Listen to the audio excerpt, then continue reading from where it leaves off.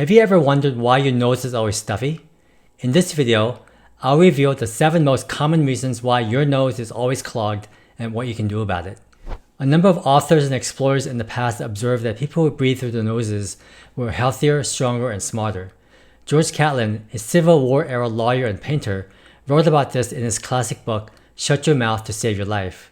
Dr. Weston Price also observed the same thing in his classic book, Nutrition and Physical Degeneration. Both authors stressed the importance of good nasal breathing for optimal health and well-being. In this video, I'm going to reveal the 7 most common causes of nasal congestion, especially more now than 100 years ago, and what you can do about it.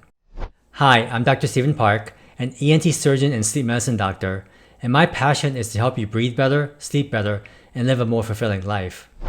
In Korean culture, which is where I'm originally from, mothers constantly close their infants' and toddlers' mouths. In my previous videos, I explained why. I don't have the photos to show you, but I remember a lecturer at a dental conference in the past who showed slides of convicts in prison and young children with ADHD, both groups with all of them with their mouths hanging open. In contrast, he put up a picture of 9 distinguished people, all with their mouths closed.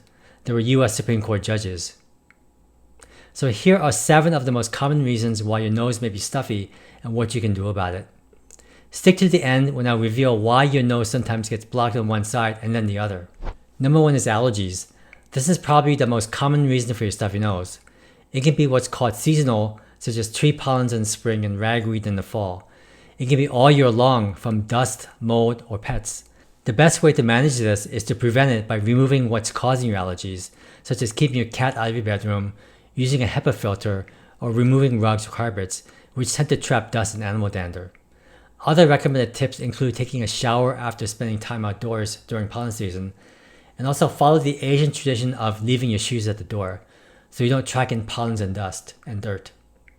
You can also take some natural remedies such as the following 9 items, which all have scientific studies backing their usefulness for allergies: quercetin, stinging nettle, rosemary, NAC or N-acetylcysteine, black seed or black cumin, turmeric, butterbur, garlic, and ginger. One may work better than others, and the effect will be different for everyone, so you have to experiment. One thing to note is that these supplements and herbs take time to work, so if you know you're going to have spring allergies, start taking it at least a few weeks before the start of the pollen season, or if you have to visit a relative with cats. Number 2 is non-allergic rhinitis. This category is actually a wastebasket category, filled with everything from weather changes, gravity, smoke, irritants, drugs, hormones, and various other nervous system reactions in the nose. Essentially, it's when your nose's nervous system either over or underreacts to something. This is why treating these conditions with traditional allergy medicines don't work that well. To treat it properly, you have to do some detective work and get to the root cause of the problem, rather than just covering it up with medications or with surgery. Number 3 is the deviated septum. I talked about this extensively in my video, What Causes a Deviated Septum, which I'll link to below. It's when your nasal septum, which is a midline wall that separates the left and right side of your nose, is crooked to one side.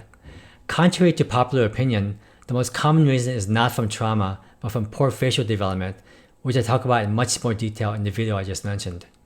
Since most modern Western humans have smaller faces and more crooked teeth, by definition, you also have a deviated nasal septum. This is often addressed by using allergy medications to shrink the nasal turbinates, which are on opposite sides of the septum.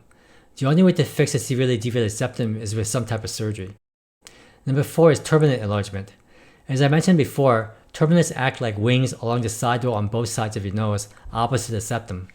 Turbinates help warm, smooth, filter, and humidify the air before you breathe it into your lungs. Turbinates can easily get larger due to colds, allergies, and various other irritants that I mentioned before. Typically, the nasal sprays and allergy medicines help calm and shrink the turbinates, which is what will make you breathe better for the most part. Number 5 is flimsy nostrils.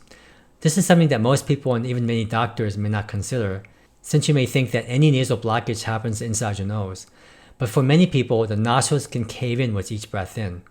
You can try using nasal dilator strips like Breathe Right strips or any of the gadgets and devices that go inside your nose to stent open your nostrils from the inside. The only way to know if this works is to try them and experiment. Number 6 is large adenoids. This is seen more often in children along with large tonsils, but it can be seen sometimes in adults as well, with or without large tonsils.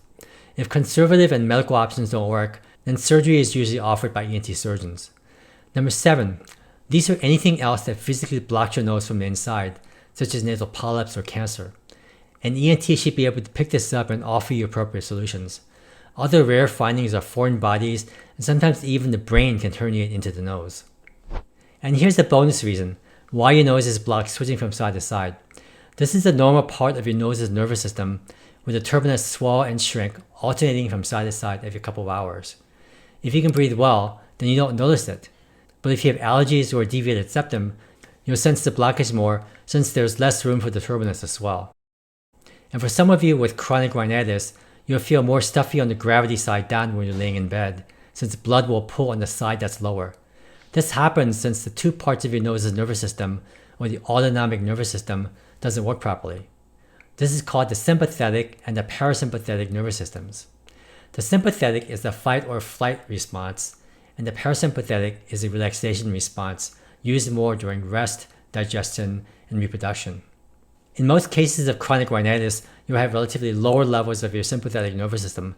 This can happen due to long-standing cardiovascular disease or various neurologic conditions.